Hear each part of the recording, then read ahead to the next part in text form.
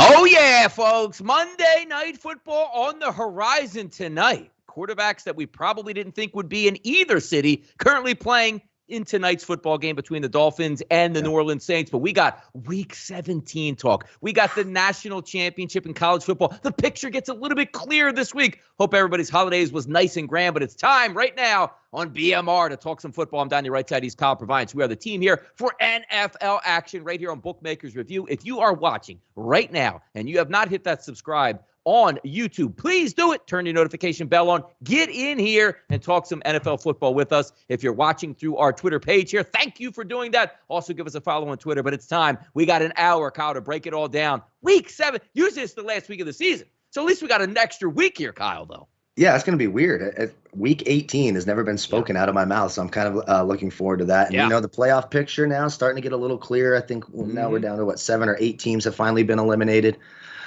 So that picture is getting a little clearer. Some divisions clinched. Week 17, it's not the most beautiful card either. Some of these matchups are a little bit odd, and obviously the COVID stuff's going to make things very difficult. Do not place a single bet today unless it's on the game tonight. Don't be placing any Week 17 bets on Monday. You're just asking to lose your ass. Yeah, we're already having some COVID releases coming out here. Looks like Mike Evans is going on COVID-19 now, so he's going to be out for this weekend. That's probably a good thing for him because he has that hamstring strain. Right. Give him an extra couple weeks. You're going to get into the playoffs. You already won the division. Make sure he's healthy. Also, we're dealing with here as I'm looking, we don't have the names yet, but there was a COVID outbreak now on the Green Bay Packers, and we'll get those names. Now, it can't be Aaron Rodgers since he's not going to get tested from the last time he had COVID for an extra 90 days, so he is safe, and that's the guy you have to worry about, but we'll see who comes out there. But keep in mind, Kyle is right. Unless you're betting on Sunday morning or the day of a game or after inactives come out, it doesn't make any sense to do so in college football or the NFL, which is great, which we could talk some semantics here this week as we take a look at the Week 17 lines. But make no bones about it. We're going to hit this, but the team you see on Monday might be absolutely ravaged by Friday. So congratulations if you bet a game and got 3 points, and it turns out at the end of the week you're getting 13.5. That's your own fault, not anybody else's. Stop jumping these lines. Wait to see what's going to happen each and every day, Kyle. It's almost like you open up Twitter, right? And you're just like, all right, let me scroll through. And I'm an Eagles fan. You're a 49ers fan. Please no, please no, please no. All right, safe today. Because sooner or later it's coming to every team. Yeah, exactly. It's with every sport. I feel like the Austin Powers fembots I said earlier today. You see something pop up, it's a list of players on COVID, and then your brain explodes because you're trying to think, okay, who's the back? You're trying to think of 7 backups and 43 players who, probably weren't in the league. Well, I didn't even know Josh Johnson got signed to ball. I'm like, didn't I just watch him play for the Jets a couple of weeks ago? What the hell is going on here? So there's a lot of moving parts. Betting these games on Monday or Tuesday, trying to jump the line is, like going on a blind date set up by your mom. It's probably going to end in disaster. He does. And also Adam Denningham here in the chat box. He's right there. The Ian Book brushing prop is certainly flying up the charts here, but as it should, as I like to say, because the kid's got some wheels. And they're offensively challenged at the wide receiver position. The pass rush beats down on them. A rookie quarterback goes, hey, my first read isn't there. Run for your life. So maybe that does translate into, mid-30s here for them. But we'll keep you guys posted as we are doing a live show with some of the COVID lists that do come down. All right, it looks like we have the Packers COVID list additions here. It's now up to 10. Valdez-Scantling's already on it. Kevin King's already on it. Shamar, Gene Charles, Ladarius Hamilton, Chauncey Rivers, Amari Rodgers is already on there. Ty Summers. So not big names, but you never know where it's going to spread to next, Kyle. Yeah, exactly. That's the problem. You don't know who they were around. Did they wrap a present together or share a shot glass or who the hell knows? Did one walk into the room and wave at the other while a fan was blowing? And I don't know.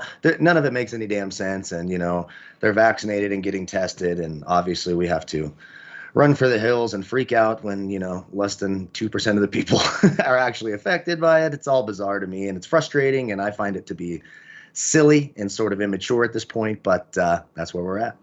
Healthy human beings being kept out because they may or may not have the sniffles. Get used to it because this is going to last year in, year out. But again, I guess we're dealing with it a little bit better this year, but there's going to become a time and a point where maybe next NFL season where they're not testing at all. And basically the only thing you have is show us a vaccination card in September. We won't bother you again until the very next year. Maybe it will get to that point. We'll see how it plays out here. But let's talk some Monday Night Football because we got a big game with playoff implications coming into tonight, Kyle. Now we take a look from a Miami Dolphins perspective, right? Right right in the heat, right in the thick of things to try to make it in. Let me just pull up the playoff rankings here right now. If it were to end today, the Dolphins will be out of the playoffs at 7-7. It's incredible, Kyle, that they're actually listed still at 7-7. But again, they haven't played that many good football teams. The good football teams start tonight. But does it really?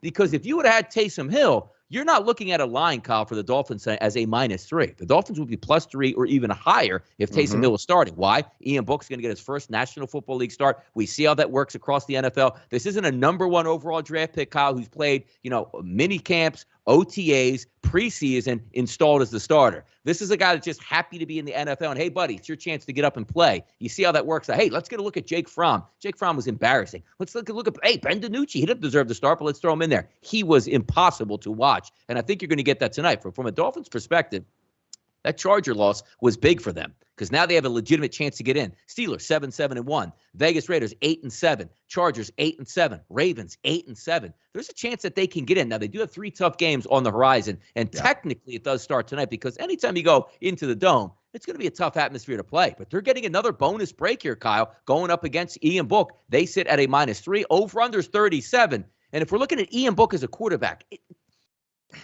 can the Saints score? Yes. But what's more likely, Kyle? 28 points out of the Saints or 17? That's exactly right. Or 7 or 6. Let's talk about Ian Book as a quarterback. And I'm sure the Notre Dame fans are always, crazed and outrageously delusional about what these players are coming out of Notre Dame. This is not Joe Montana, okay? This is not the second coming of Joe Montana out of Notre Dame. Hell, it's not even Rick Meyer coming out of Notre Dame. There was no plans for this kid to play at all. And let's think about it. As a kid with some wheels, maybe he can throw the football. They have another quarterback in Taysom Hill who can't throw the ball worth a damn, who can run it, and he still can't pass him in the depth chart. So I don't have this outrageous confidence that Ian Book is going to come out here and move the ball against a pretty good Dolphins defense. They've really tightened things up against the run. They still have those 2 outstanding corners, Byron Jones and Xavier Howard on the outside. Jalen Waddle, they'll have a little bit of an advantage in the slot against Nick Needham. Can Ian Book take advantage? There's a reason his passing prop's 182.5, 180, wherever, depending on where you look. That's because his passing game, even with the better quarterbacks, is not high octane. There's not a lot of great weapons there outside of Alvin Kamara. I mean, it's Marquez Callaway. Traquan Smith's banged up. We'll see if he's able to play with that shoulder. Deontay Harris is going to be out. I mean, this is not a good receiving group. They don't have a good tight end. They have a couple of decent running backs, and that's it. So points are going to be hard to come by tonight. I do think the under is the play. It's at 37.5, and it's a little risky, and you worry. What do we worry about with rookie quarterbacks making their first starters, committing bad turnovers, bad decisions that can lead to points on the other side? That would be the one concern here. But if the Dolphins can just keep their head on their shoulders, run their offense, and play defense like they have, they should cover this game pretty easily, and they should be able to shut down the Saints offense.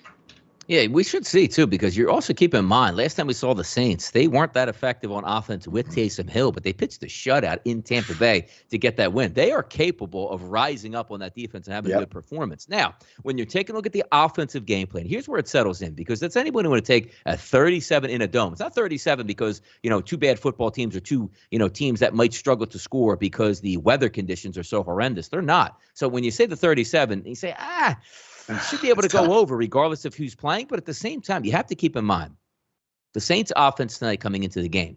It's not, we're going to put in 2015 Drew Brees offense where you're going to throw 45 times and we're going to let it rip with dominant wide receivers and a great running game. That's not the case tonight. So when you're looking from a Saints perspective, you want to sit back and protect this young kid. Keep him in shorter position, in front of the chains, as we like to say, right? Sure. First down, run it for 3 yards. Second down, 3-yard pass to the outside. Manageable 3rd and 5s or less. And then from a Dolphins perspective, are you coming into this game saying, hey, Tua, here's what I need you to do. You need to let it rip all night long and take every chance you get to beat the Saints. That's not going to happen here. You're actually coming into the game going, hey, Tua, play an average game, protect the football, run when you need to, short passes. Let's make Ian Book, the rookie, make the mistake and come out of here with a W. The game plans are exactly the same. You're not coming in saying, we're both going to open this up. you're going to be in a look-see here, which is always tough, and you'll find out right away in the first quarter where you need to go. If the Dolphins take the opening kickoff, Kyle, go 7 plays, 70 yards, and punch in a touchdown, now you're going to see things get a little bit crazy because you can't hide Ian Book. But if it's a game like you saw even in the first half with the Philadelphia Eagles and the Giants yesterday, right? Jake Fromm couldn't move the ball 3 yards on offense. But they were playing it saying, hey, the Eagles aren't scoring, so let's just not make a mistake. And you saw what happens once the Eagles took a lead in the second half. The bottom fell out because when you don't have a quarterback, you can't operate an offense. Number one, there's no way I can take the Saints tonight any way, shape, or form with a rookie who doesn't belong to be the starter in an NFL just yet here. I'm looking towards the Dolphins here. Do I want to lay the 3? Not necessarily, but absolutely no way, shape, or form I'm ever going to back the Saints tonight. Yeah, I completely agree. And look, the under comes into play too, because you mentioned it. This Saints defense is really good. You are not going to run. Like last week is a neat little story. Duke Johnson, Myles Gaskin still getting. Duke Johnson carries the ball 22 times and runs up and down the field. That's not happening tonight. The Saints allow the 3rd fewest fantasy points to opposing running backs. They're top 5 in rushing defense in the NFL. They can get after the quarterback. The real weakness is back there in that secondary. Marshawn Lattimore, not the same type of guy, but he's going to give Devontae Parker problems. Jalen Waddle on the slot does have an advantage against Chauncey Gardner-Johnson. That's where I'd be focusing in DFS, et cetera. If I'm picking a Dolphin, Jalen Waddle back from the COVID list in the slot. He should be the guy, 21 targets the previous 2 weeks before he went on that COVID list. So the Dolphins are going to have to throw it a little bit, and that is not the strength of their team. I mean, the passing game is not the strength of their team. They want to attack you with their running backs, run the ball, and play defense. Tonight's going to look a little bit ugly. That's just what I think. It's going to be ugly. You're going to see a lot of running plays that you shouldn't see. The Dolphins are going to have to air it out. So if you want to take a team total, it would be on that Dolphin side. For me, it's 16.5, of course, for the Saints, right at that paying number, and I don't think you can trust them to get there. If we're looking at a couple props, Alvin Kamara over 59.5 yards rushing. I mean, I don't think we're the only ones that know that Alvin Kamara is going to be that offense tonight. The coaches for the Dolphins also know, so that's where it gets a little bit dicey, right? Mark Ingram, the tertiary running back. I like the Mark Ingram one, 30.5. I think you see a lot of power running. It's hard to run the ball against the Dolphins. They started out really bad. Now they're 5th fewest fantasy points allowed to opposing running backs now through 16 weeks. I looked at some one-game parlays, a couple of them that caught my eye just for fun here. Halftime, full-time Dolphins. Jalen Waddle, 6+ catches. I think he gets there tonight. He's going to be heavily targeted with the best matchup on paper. And under 21.5 total points in the first half, that's plus 450. I think that makes a lot of sense. Yeah, there's a couple things that make sense here. The one thing you can say, Kyle, about the Saints and what their objective is going to be tonight, you can keep a pretty similar game plan to what you had with Taysom Hill with Ian Book. Because if anybody watched him at Notre Dame, he's got wheels. He's an athletic quarterback. He gets out the, if you compare him to is like a Tyler Heineke. Decent arm strength here, can make plays in the pocket, sort of athletic. But again, you're making his first career start tonight, so you have to temper all your expectations on that. So again, leaning with the Dolphins, not because I love the Dolphins by any way, stretch, or form. Even though they've been winning, it's a tough place to go into. I think they do enough. And also, you take a look at overall talent on offense. Alvin Kamara is awesome. He's probably the best player on the field, either side on offense. But outside of that, Tua Tagovailoa is way better than Ian Book. The Miami offensive line is at least healthy as compared to the COVID-ravaged, injury-ravaged offensive line for the Saints. You look at the wide receiver position, Devontae Parker, Jalen Waddle, better than anything that the Saints are going to run out there tonight. Gesicki's a legitimate tight end. There's a lot more weapons for the Dolphins. I don't want to be betting the Saints because I'm at home. And I know there's a lot of people that love this, Kyle, right? Yeah. The trends. Hey, Saints at home. This isn't the Saints at home on Monday Night Football because you don't have a quarterback. You have to take all those statistics out and find me one that says, all right, 5th-string quarterback's going to start tonight for the Saints. Then find me a pretty good trend that goes along with that for them winning the football game. Because, Saints at home is a dog. I mean, look how great they are. No, they're not great because they're going to have Ian Book at quarterback here, so don't overextend it. Let's take a look at some of the prop bets here and first start off with the odds boost tonight here from the FanDuel Sportsbook. Some good ones here, though. Take a look, Kyle. This is a really good one here. And actually, there's 2 good boosts, which if you're not in this and, hey, I don't want to battle COVID and, I don't think Tua plays well on the road, take a look at these. The Santa Barkley boost tonight. Alvin Kamara to have 50 rushing yards or more, and Jalen Waddle 50 receiving yards or more. That is a 2-to-1 price, which is great. You don't need anything crazy, right? You have a deep threat here in Jalen Waddle. He can have 2 catches for 55 yards. And I would be shocked. Put it this way. Alvin Kamara, Kyle, doesn't have 50 yards on the ground. The Saints might get torched tonight, like 26-3, because obviously their offense won't be working. Get a load of this one. and you tell me which one you like better. The Ringers, Monday Night Football boost. The Dolphins getting 3.5 and under 44.5. That's a plus 100. So basically, they're giving you a 6.5 point teaser, but giving you no juice at a plus 100. I actually like both of those, Kyle. I like those quite a bit. And I like the 2-to-1 price on that first one. And you're right. If Jalen Waddle doesn't get 50 yards receiving and Alvin Kamara doesn't get to 50 yards rushing, this game's going 6-3. Under. It's going under. Exactly. It's going so far under. You're going to wish that you could have this time back. You're going to be upset for every commercial break you sat through for this game. Those are the matchups. The Saints are going to go to Alvin Kamara. They're going to try to find different ways to get. Don't be surprised if you see a lot of that RPO type stuff that they do. Try to use some of that athleticism with the rookie. Hey, that's good for Alvin Kamara. It gets the defense going one way. He can go another way. He can get that in one play. He's a very explosive player. And we mentioned it. The real advantage in that secondary. I know everyone loves Chauncey Gardner-Johnson, but he is not as good as advertised. He is torched in the slot. Jalen Waddle should have an absolute field day. I love that over 50 yards prop on. I think that makes a ton of sense. It's a really good one. 2-to-1 there, get a nice price, sit back, and you don't have to worry about, oh my God, I thought this team would. You don't even worry about who's going to win. Just look at the two players that should get a huge market share getting after it. And it's not like, hey, Kyle, we need 100 yards combined, 100 yards combined out of between rushing and receiving and all that. You don't have to worry about it. Just 50 and 50 there. You take care of it. Let's take a look at some match specials here. This is a fun market tonight. And I was talking to Kyle pre-show. I love to get involved in match specials, like some of the prop bets they have in game, usually all plus money.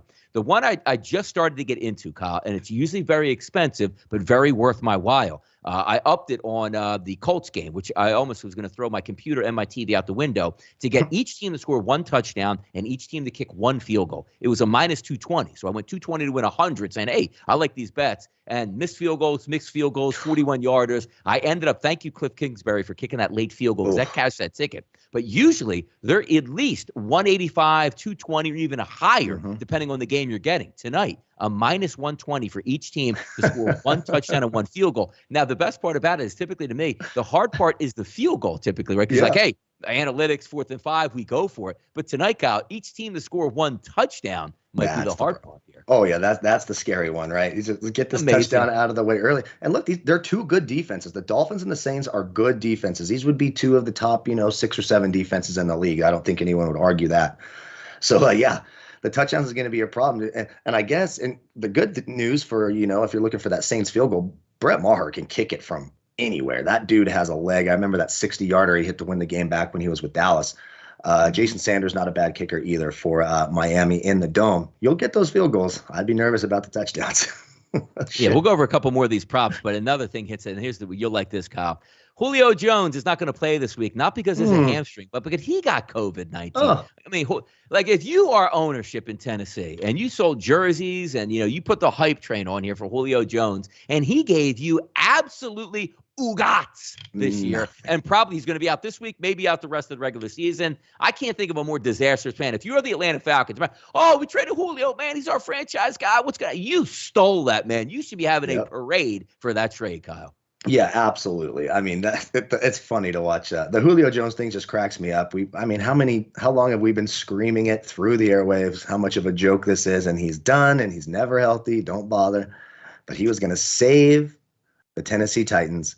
Julio Jones hasn't done a damn thing. What's a worse signing? Francisco Lindor for the Mets or Julio Jones for the Titans? I'm not exactly sure.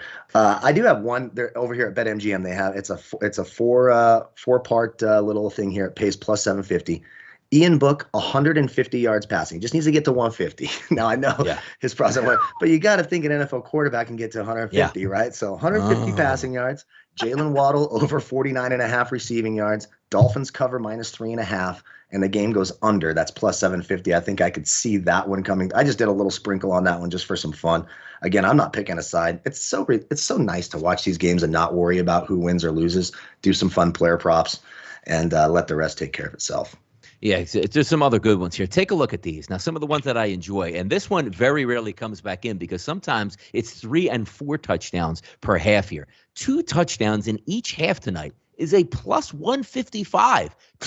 That's like a touchdown a quarter on average, and you cash a 155 ticket. That lets you to believe what the odds makers are believing tonight between the Dolphins and the Saints, Kyle. Tua Tagovailoa to throw a touchdown pass in each half is plus 230. That's not a bad price. One of the better, like if you're asking me like 2 of the best bets that you can take here. And I'm not generalizing tonight because I wish they didn't have any of these bets because I know I'm going to dip in and be like, I'll get so excited. And by the second quarter, I'm just going to be like this. Like, I bet Ian Book to do anything tonight. I'm just a moron here. But they each team to score one touchdown and one field goal. But then you couple it by taking each quarterback to throw one touchdown in each half. Now, there's also a bonus, like basically a parlay, where you would take it where they both have to do it. But I find myself cashing more tickets, Kyle, by just not taking the one where they both have to do it, but taking them individually to do it. And it's a plus 230 and a 7-1 on Ian Book. So if you get two to throw 1-1, that's a nice return here. If you get Ian Book to throw 1-1, you're going out there spending money like cash on the streets here. So that's an interesting one to look at. One touchdown in each quarter tonight is a plus 450. And here's the one that makes a lot of sense. It really does.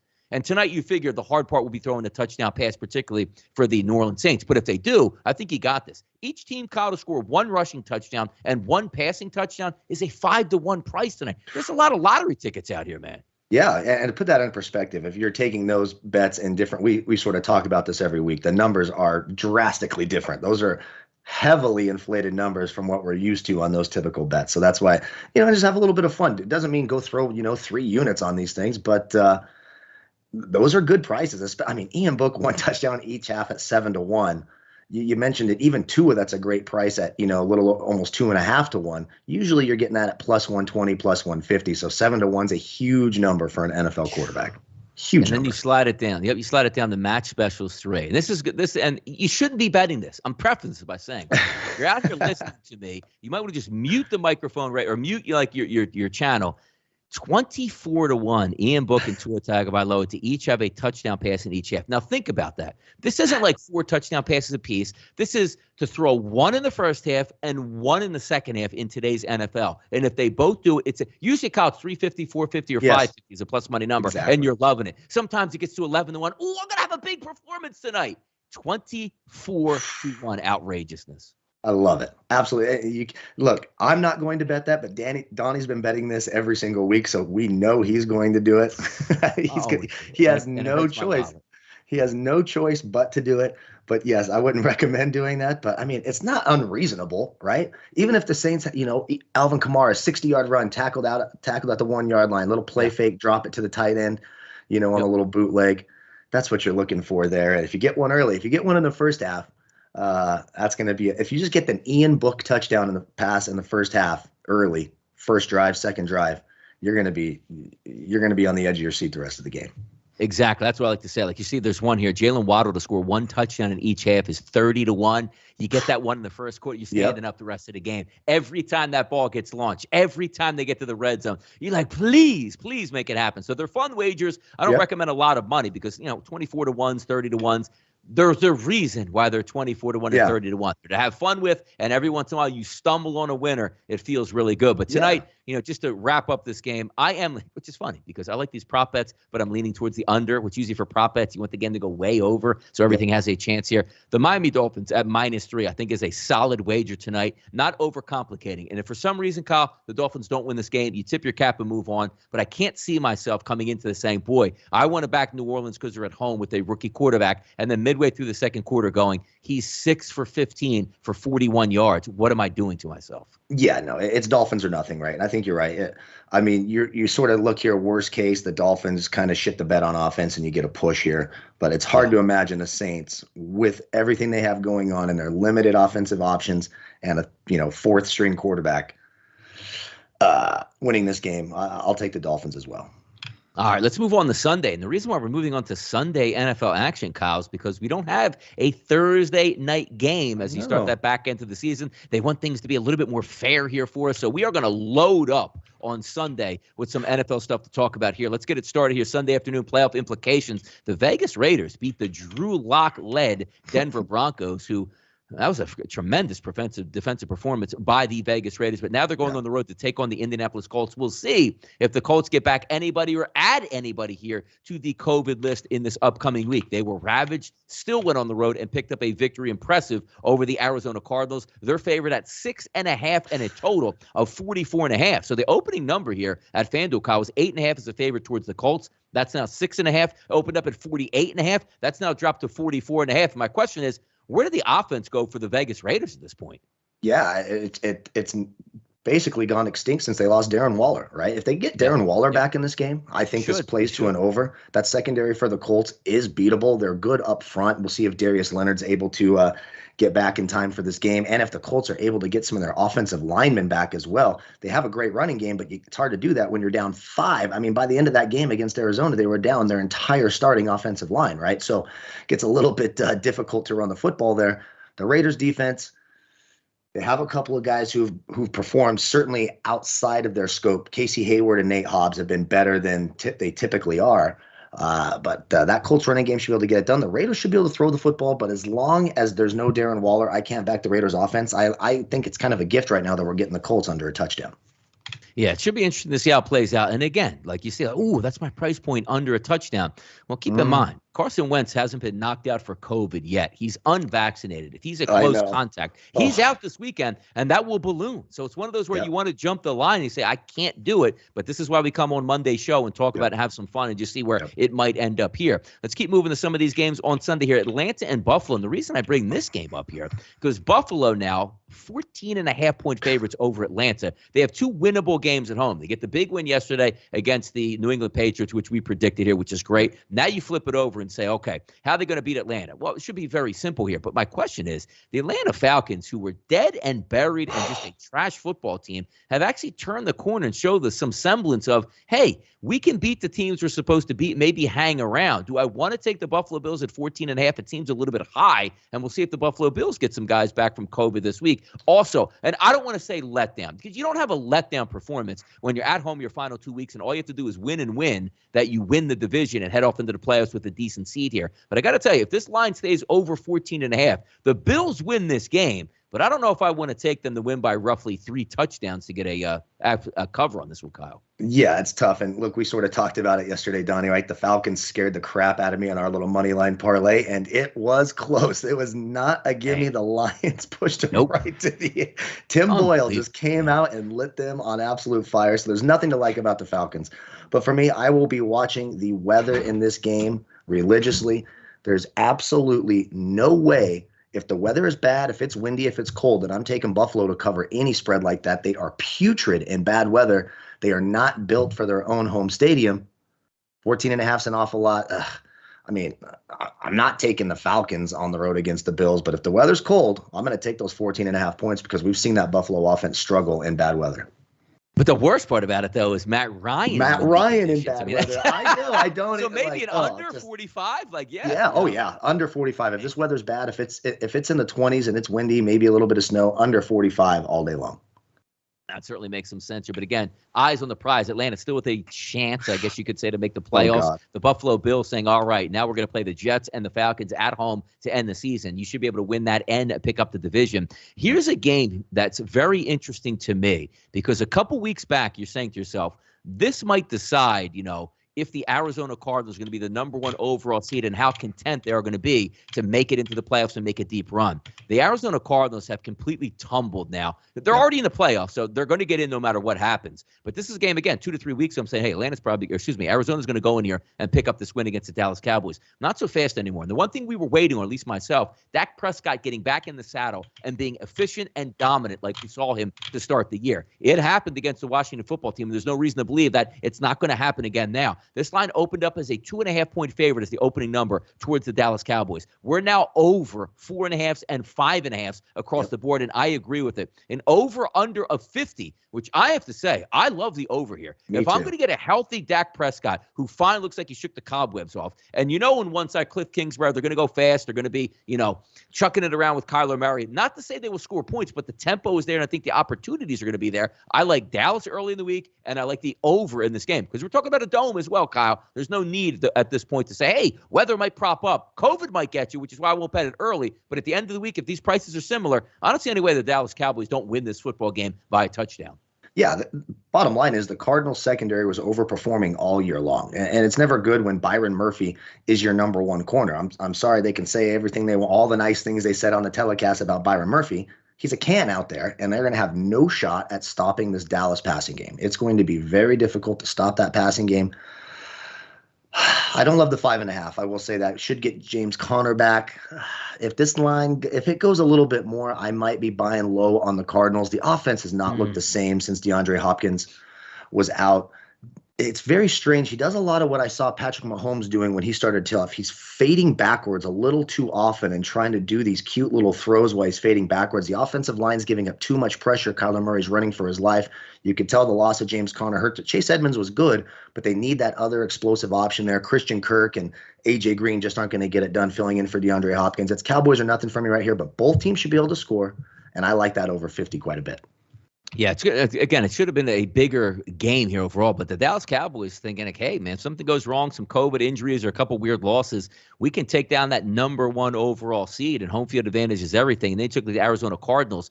They still have a chance to win the division, which is incredible. We're even talking about that. They should have been walking away with the division. And DeAndre Hopkins goes down, the whole offense falls apart. Something a little bit bigger must be happening in Arizona, but I don't think it gets any better this weekend. I see another loss for the Cardinals heading towards the playoffs here. Philadelphia and Washington. Washington pretty much dead and buried at this point here. The Eagles beat them up the week before. They get their starting quarterback back, and they get bludgeoned last night on Sunday Night Football. They gave up 42 points in the first half. One of those things, Kyle, last year saying, hey, you know, pretty good defense here in Washington, should turn over. They are abysmal on defense and not getting better at all at health-wise. Wide receiver position banged up every week. It's like Terry McLaurin's out here all by himself, it feels like, and that's not going to be a recipe for winning. So the Eagles need this game to get in. Open up at 3, they rise to 4. I agree with that. Over under 43.5 goes up to 46. I agree with that as well, because the Eagles don't do it in impressive fashion. They're a running team, but yet, Kyle, routinely find themselves in the 30s. That defense stinks for Washington.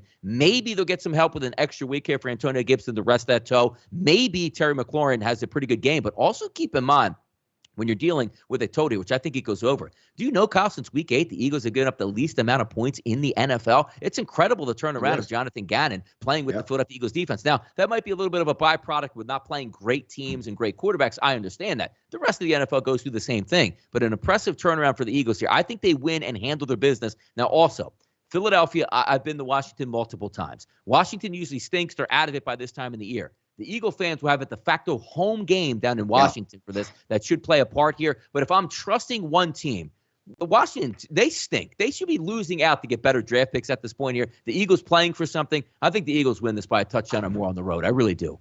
Yeah, I agree. And quite frankly, the way I'm handling the Eagles from here on out, like we talked about yesterday, is I'm betting them live in the second half. And it went exactly how we said yesterday. They look absolutely pathetic in the first half.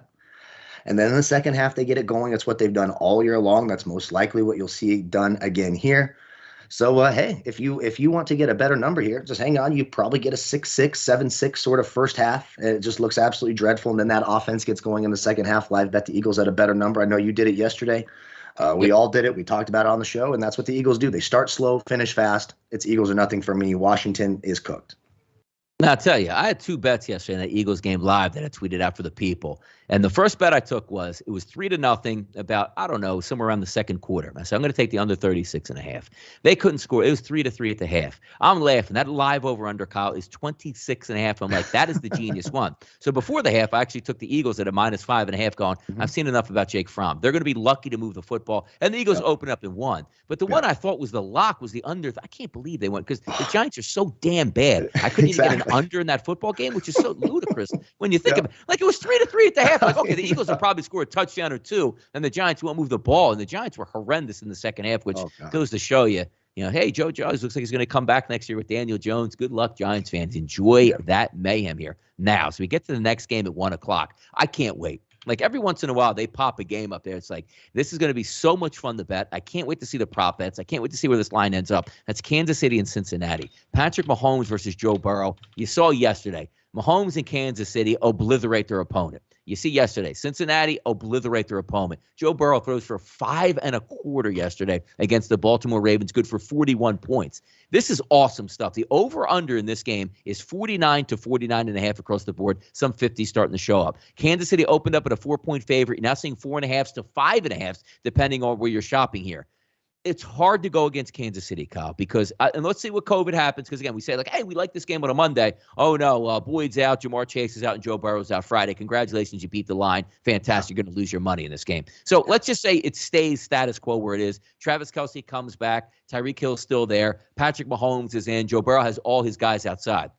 Why am I looking at this 49, which is up from 47.5, and going, I still love it here? You're talking about two quarterbacks that have the chance to have elite play, dominant weapons all over the field. But are we backing off this a little bit because we're worried about Kansas City having an unbelievable defensive performance? And by the way, talking about playoff seeding here, Kansas City needs this to stay in that top overall spot in the AFC. But keep in mind, that big win for Cincinnati, which puts them in pole position to win the AFC North. But get this, Kyle. They play Kansas City and then go on the road to probably a healthy Cleveland team. There's no guarantee that they win this division or even make the playoffs. They need this game. They can't, hey, measuring stick game. Let's see if we can keep it close. No, Cincinnati has to win this. Yeah, both teams should have their foot on the gas, right? And these are two awesome quarterbacks, two awesome passing attacks. You expect that Travis Kelce will be back for this game, which would certainly help the over.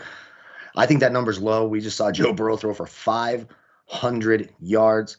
Now, the Chiefs' secondary is better. L'Jarius Sneed and Rashad Fenton have played very well. The Bengals, not so much. That front seven is beatable. We did see Clyde Edwards-Helaire pop up on the injury report, probably not going to play. I think that kind of helps the Chiefs. Darrell Williams, when he's on the field, Mahomes loves to throw to Darrell Williams, much like they used to Damian Williams in their Super Bowl years. There's going to be points scored in this game. I would lean the Chiefs. I do think they win this game. That 5 is a tough number. It's a gross number to look at. It is under a touchdown. The Chiefs are the better team. They do have the better defense. Both offenses should be awesome. I love the over 49.5 early in the week. All right, Miami and Tennessee, another 1 o'clock game. But keep in mind, the NFL is going to try to stagger these games, keep them, in and out. Some of these games will still be on the move time-wise here. So we're not really going, per se, in time frame as opposed to what they are on the rotation here. So 1 o'clock game, Miami and Tennessee. Tua Tagovailoa, who's playing tonight. We'll see about their playoff opportunities. They lose tonight, they're probably out. They win tonight. That sets up a big game next week versus Tennessee, who, again, seems to be able to scrape by with Vrabel as their head coach, mixing things back. Maybe they get Julio back for the playoffs, but I don't think it matters. As long as A.J. Brown is healthy and you can get back Derrick Henry, which looks like he possibly can come back if they make the playoffs, that should be interesting to watch. Opened up at 3, moved to 3.5, 41s across the board. Hard to talk about this game until Miami's game is completed tonight, but that's a short price on Tennessee. Yeah, it is. And, you sort of talked about there's a little revenge spot here for Ryan Tannehill as well, right? Spent many years stuck in the quagmire of Miami, goes to Tennessee, becomes a Pro Bowl type player. I lean the Titans here. I do like the Titans. As long as A.J. Brown is there, the offense can move the ball. They figure out a way to get him. It's a lot like the Packers with Rodgers and Adams. It's a one-trick pony in the passing game. It's going to Adams over and over again, and that's what they're going to do with A.J. Brown. The pass rush has certainly been a little bit better this year and certainly a little bit better lately. If they can get to Tua, they should be able to cause some problems there. Again, we got to see what happens with Miami, but right now I do lean the Titans early in the week. Yep, gotcha. They should win that game, but I want to see if you get that momentum from Miami time. We'll see how they play, because if Miami just, craps the bed and looks terrible, that line's going to be on the move as well. Right. Let's take a look at a game on Sunday, 4:05, Denver and the Chargers. The Chargers should be clamping down their playoff spot, but they took a loss to the Houston Texans. Their COVID hit, and they just got hit even harder today. Now, Denver, I don't like Denver per se, but Denver does have some talent. And if you're going to come in this game with a half of a football team like the Chargers, who's to say they can win? So I'm looking right now at a line. And I guess Drew Lock is listed as the starter, but we heard Vic Fangio, Kyle, say, when he's healthy, meaning Teddy Bridgewater, he's our starting quarterback. If you're looking to jump a line this week, if you can get 6 right now on the Denver Broncos, not to say they can win, but if Teddy Bridgewater plays and the Chargers continue to get racked with COVID like they are, I'll take the points in this game. Oh, yeah. First of all, why would we take the Chargers against anyone? They can't stop the run. This is the softest front I have seen in a long time. Yeah. I mean, it is pathetic. So I don't give a shit. If they get all their players back, I am not backing the LA Chargers until they show me they can give up less than 6 yards a carry. And what's Denver going to bring to the table? 2 outstanding running backs, former Charger Melvin Gordon and Javonte Williams are going 50-50. These guys are averaging near 5 yards a carry every time they touch the ball. And the Chargers, all you have to do is blow on that defensive front 7, and they're falling 3 yards backwards. The Broncos are going to run the ball down the Chargers' throat. I think the Broncos win this. Even if Drew Lock was playing, I would take the points, and that's saying something. Everyone knows how I feel about Drew Lock. But the Chargers just can't stop the run. If Bridgewater's there, absolutely. I'll take them on the money line at plus 220 right now. The Chargers stink. They're soft. Yep. They're the only thing they have going for them right now, especially if Eckler's out. Justin Herbert's sensational, but if you can't stop the run, you can't win in the NFL. It's a passing league, but if you can't stop the run, and then you're having to bring extra people up to try to stop the run, then you get destroyed on the back end. I think it's a long couple of weeks for the Chargers. Everyone's figured them out. You hand the ball off, you beat the Chargers. No way I can back them. And by the way, we're going over just the bigger games on Sunday with some implications here overall. There's one game I do want to talk about real quick here, Kyle, that's not actually on the board for us. And I'll just make a comment and I'll move on. Jacksonville is playing New England this weekend. It's a 16-point line towards New England. The total is 42. I didn't even look at team totals. I'm going to tell you right now, anything south of 33 as a team total, the New England Patriots will hit this weekend. They're going to score a lot of points against the Jaguars. They're going to embarrass Trevor Lawrence. They're going to have continued shots in the red zone. They're going to run the football all day. And this is one of those games that Mac Jones, they're going to want to pick after shattering his confidence the past couple of weeks. They're going to let it rip and let it fly with them. They'll score over 30 points. Let's keep it moving here. Some of the games that actually matter. Rams and the Baltimore Ravens, 127, 128 here on the rotation. Open up as a 3-point favorite for the Rams, move to 3.5. I think we both called this appropriately. We like the Rams. You like the Rams team total. I like the Rams -3. Everything worked out in our favor here going up against the Minnesota Vikings. Now, they play Baltimore, who's still COVID ravaged here. We don't know who the quarterback for Baltimore is going to be, but I don't care who the quarterback for Baltimore is going to be. The Rams won a game on the road with a 10-point lead with like a minute to go where that field goal onside kick didn't work out, and Stafford was horrendous. And they still beat the Minnesota Vikings, who are way more talented than what you're going to get out of the Ravens. I like the Rams early in the week here, Kyle. I do. Yep, it's the one line that stood out for me, the Rams -3.5. Baltimore's defense is done. And you're right. Who cares who the quarterback? If it's Lamar Jackson, are you going to run the ball down the throat of that Rams front seven? Absolutely not. If it's Tyler Huntley or Josh Johnson, are you going to be able to throw the football against that secondary? Hollywood Brown is all of a sudden going to start lighting up Jalen Ramsey? I don't think so. This line's too short. Rams should absolutely dominate this game. Baltimore Ravens, I do not think are making the playoffs this year. No, and they are in trouble, and it's not getting any easier. And even if they did get guys back from COVID, they're so damaged in the secondary and at running back. And Lamar Jackson's going to come back, be rusty, and throw them the victory. There's the one thing Lamar Jackson doesn't want to see, and that's a nasty pass rush he's going to get from those Los Angeles Rams. Sunday night football here, Minnesota and Green Bay. Last chance, last-ditch effort for Minnesota. Hey, they beat the Packers already this year. I don't know if that's going to work again. 6.5 points, which I actually think Minnesota's getting a little bit of respect here with that game under a touchdown. 48.5 as a total. If I'm looking, Adam Thielen's probably not going to play. I thought he shouldn't have played this weekend. I told you guys that. I didn't think he'd be that effective. Caught a couple passes, hurt the ankle again. He's probably out this weekend. We'll see if you get Dalvin Cook back. And people told me, like, hey, Madison not just as good as Dalvin Cook. So if they get him back, that's going to help. Justin Jefferson is great, but I can't see any way, shape, or form Kirk Cousins going in on prime time in Lambeau and outplaying Aaron Rodgers and winning a second time over the Green Bay Packers. I think they can get the job done here. If that line stays south of 7, I should say, Packers should handle their business. But, Kyle, they're one of the best teams at going into a show with the lead, which pisses a lot of bettors off. That's the problem. The Packers are so hard to trust. They piss me off routinely. But again, this is easy for me. Kirk Cousins in primetime on the road against a winning team. Those are 3 things that Kirk Cousins is absolutely dreadful at. There's no way, shape, or form I'm betting Kirk Cousins on the road against Aaron Rodgers in primetime. It's Packers or nothing for me. If it's under a touchdown, I'm hitting the button.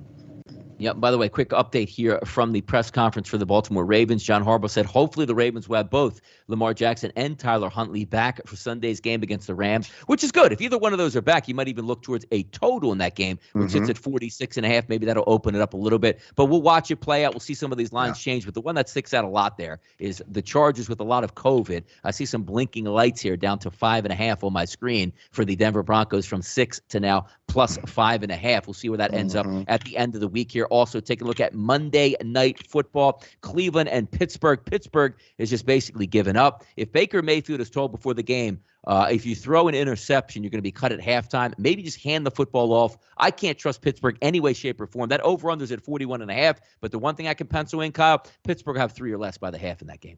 Exactly. They're just kind of like the Eagles, but worse, right? Because there's no coming back, and they don't hit the switch in the second half. There's just no switch to hit here. If Cleveland can get healthy again, you can't jump on this early. We got to see who's going to be available for Cleveland.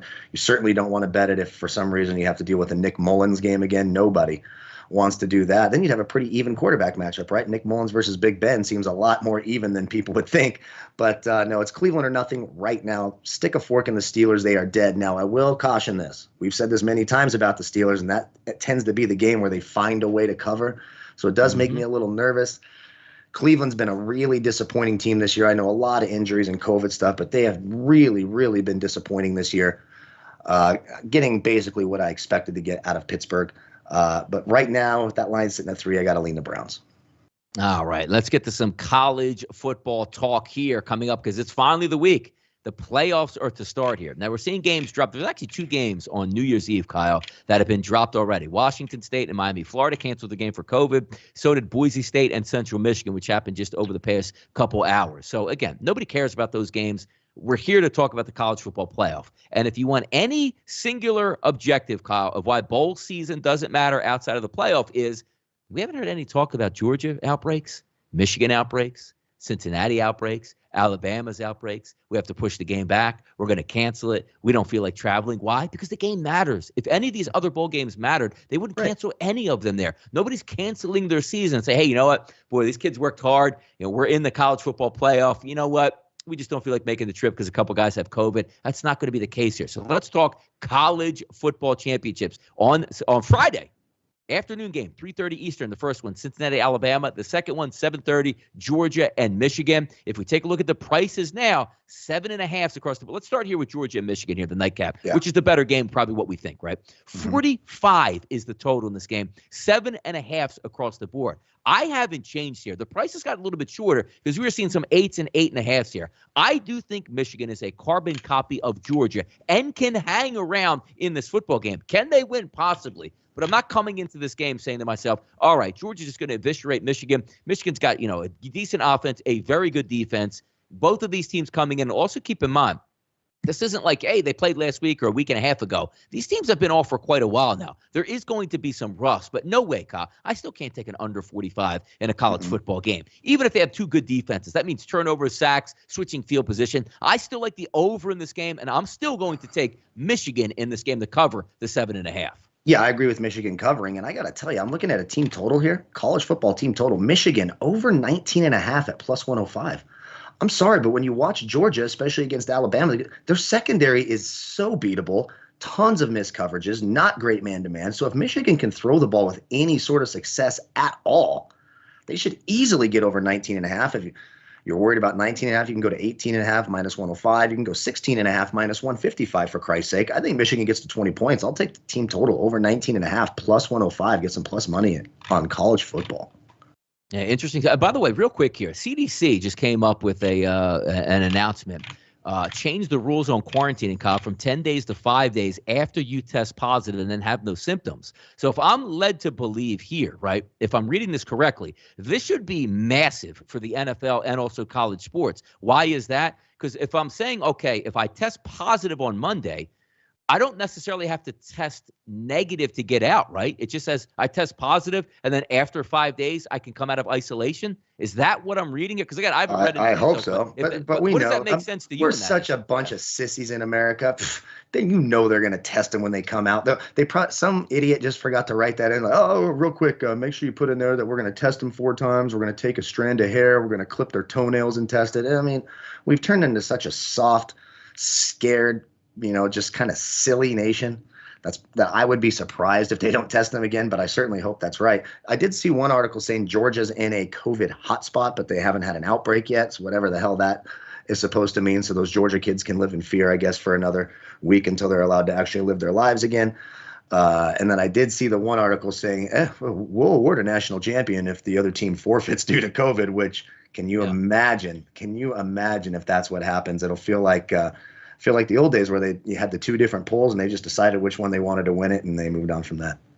All right, Kyle Shanahan just came out with some news here. Jimmy Garoppolo has a right thumb injury, and they want to see where he's at in practice on Wednesday. Also, Mitch Wishnowsky has been placed on the COVID-19 list. But I'm going to read more into it after we get off the show. Yeah, with that CDC ruling is, because I guess the NFL should adopt the same thing. Like, hey, if you test positive, we don't care if you even test negative. As long as you're isolated for 5 days, you can come back. The Eagles also put 4 players on the COVID list here. The biggest name on that is defensive end Derek Barnett. So get ready for these changes and the ever-changing world of what the actual rules are, when you can come back and when you can't. Let's talk Cincinnati and Alabama here. 14, Kyle, at the FanDuel Sportsbook, 13.5 elsewhere. That's a big line, a big number here, depending on where you're shopping and what team you like. 57.5 and 58 out here as a total.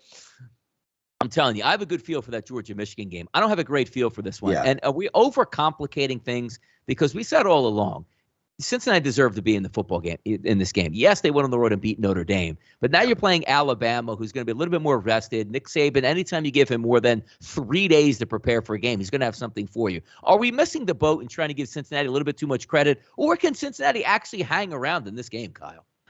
I mean, most likely Alabama blows them out. We've seen this play out before. But hey, Cincinnati defense was pretty good, and they were really good against Notre Dame. Look at Alabama's team total. Over 36.5 at -110. I can get under 37.5 -130. Cincinnati was a top 10 defense in the country this year. I'm not sure. I know Alabama had that nice showing against what I thought was a putrid Georgia secondary, but Cincinnati, they have a solid defense. I might be looking at a team total under. Should Alabama win? Sure. Do I think they get to 40 points? I'm a little bit on the fence about that one. Under 37.5 -130 sort of makes sense to me.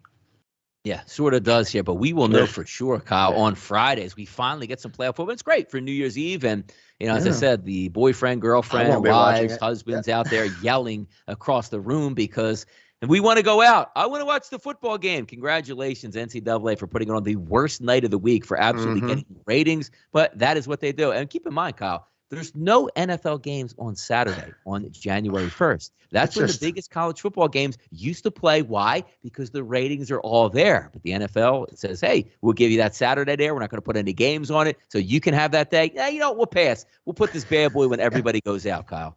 It just doesn't make any damn sense whatsoever. I guess they're going to give that day to movie reruns on TNT because nobody wants it. It's bizarre. No, it's real bizarre. Nobody wants it, but that'll be your football show here for a Monday, the Donnie and Kyle Show. Early line look here at Week 17, some Monday Night Football. And again, if Kyle have anything worth of noticing before the game, we'll tweet it out here at RightSide VP, at DFS Bachelor. Make sure you guys give us a follow along with at BMR. I mean, look, we are here to stay here. So we're going to be doing some exciting things in the future. We're carrying you right through the Super Bowl, but that Twitter account is at BMR Reviews. If you're watching now through YouTube, thank you once again. We'll build this channel up here. Hit the subscribe button. Turn your notification bell on, because when Kyle and I go live to talk NCAA football playoffs, NFL, upcoming playoffs, you know where to come here and watch it out here. I'm Donnie RightSide. He's Kyle Purviance. We're the BMR football team here for the NFL and college football. It's like to say, Kyle, good luck on those wagers.